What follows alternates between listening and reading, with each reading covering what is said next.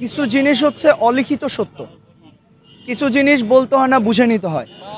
আর জনগণের চাওয়ার ব্যাপারটা হচ্ছে কি, এখন জনগণের কথাটা হয়ে গেছে একটা হেডলাইন। জনগণ বলতে আমরা আসলে এখন যদি আমরা ন্যাকেটভাবে দেখি, আমরা সোশ্যাল মিডিয়া দেখতে পারি, এখান দিয়ে একটা রিক্সাওয়ালা গেলে তার সাথে জিজ্ঞেস করতে পারি যে ভাই আপনি কি চান, তখন সে তার মনের কথাটা বলবে। আপনারা যদি এরকম 50 জনের ইন্টারভিউ নেন, আমি শিওর যে 50 জন বা 100 জনের ভিতরে 90 জন বলবে আগে দেশ ঠিক করুক, আগে ইউনূস সরকার থাকুক, দেশের গুরুত্বপূর্ণ জায়গাগুলো সংস্কার করুক, তারপর নির্বাচন। আমরা তো বলতেছি না যে বাংলাদেশে কখনো নির্বাচন চাচ্ছি না। আর ইউনূস সরকারের ব্যাপারটা হচ্ছে আমরা যেটা বুঝি যে হ্যাঁ, চাপ প্রয়োগকারী একটা মহল আমরা বিশ্বাস করি আছে, আমরা বিশ্বাস করি। হয়তো ইউনূস স্যার এই ব্যাপারে তেমন কিছু বলে নাই, তবে আমরা একটা জিনিস খেয়াল করছিলাম, সংস্কারের বিষয়ে ইউনূস স্যার বলছিলেন যে আমরা একটা ওয়েবসাইটে বলে দিব যে কে কোনটা চাইছে কে কোনটা চায় নাই, আপনারা হয়তো জানেন।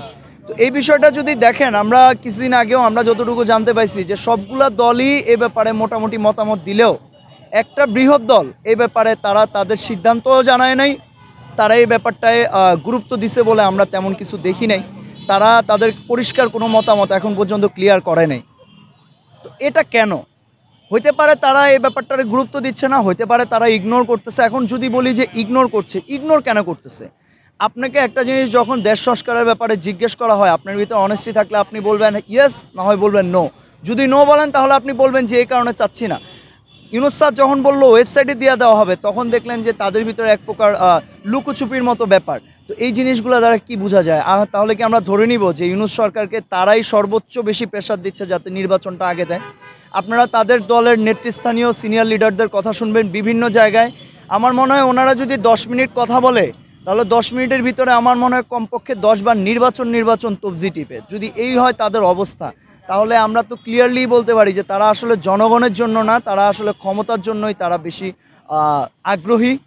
আর এই যদি হয় অবস্থা, তাহলে আমরা মানে জনগণ স্বাভাবিকভাবেই ভাইবা নিবে যে যেই দল ক্ষমতার জন্য আর যাদের নেতাকর্মীর কি বলবো, বিভিন্ন জায়গায় যাদের নেতাকর্মীদেরকে তারা মাঠ পর্যায়ে কন্ট্রোল করতে পারতেছে না। রুমিন ফারহানা এই দিন বলছিল, তাদের অনেক টকশোতেই শোনা যায় বিভিন্ন সময়, রুমিন ফারহানা ক্লিয়ারলি বলছে যে মাঠ পর্যায়ে বিএনপির নেতাকর্মীকে কন্ট্রোল করা যাচ্ছে না। এখন এই যদি হয় তাদের অবস্থা, তাহলে কোন কনফিডেন্স নিয়ে, কোন সাহসে, কোন যুক্তিতে তারা নির্বাচন করে, এটা আমরা আসলে জানি না। তবে হ্যাঁ, আপনার প্রশ্নের উত্তর হচ্ছে আমরা মনে করতেছি, আর তাদের আকার ইঙ্গিত, তাদের কথাবার্তাতে এটাই বুঝতেছি যে তারাই বিএনপি সর্বোচ্চ বেশি প্রেশার দিচ্ছে ইউনূস সরকারকে নির্বাচনের জন্য। আর এটা আমরা কখনোই ছাত্র জনতা, সাধারণ ছাত্র সমাজ থেকে বা সাধারণ জনগণ কখনোই এটাকে আমরা ভালোভাবে দেখতেছি না।